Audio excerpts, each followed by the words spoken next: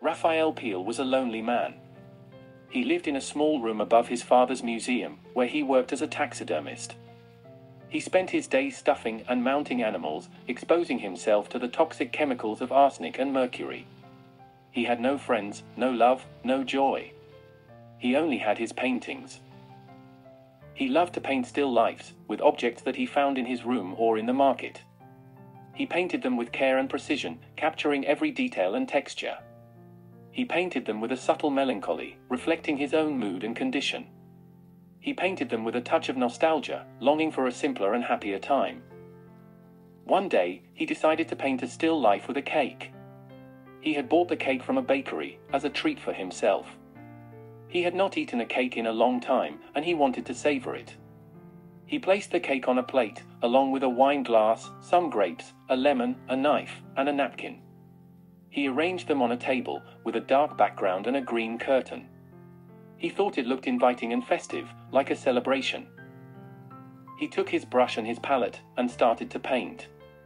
He painted the cake with its white frosting and pink flowers, the wine glass with its red liquid and reflections, the grapes with their purple and green hues, the lemon with its yellow peel and segments, the knife with its silver blade and handle, the napkin with its white folds and creases. He painted them with skill and grace, creating a harmonious and realistic composition. He painted for hours, forgetting his hunger and thirst, his pain and sorrow, his loneliness and despair. He painted with passion and devotion, as if he was painting his own soul. He painted until he finished, and then he stepped back and looked at his work. He was pleased with his painting. He thought it was one of his best. He thought it was beautiful and elegant, like a masterpiece. He thought it was a tribute to his art and his life. He thought it was a gift to the world.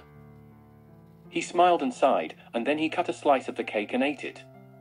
He drank the wine and ate the grapes.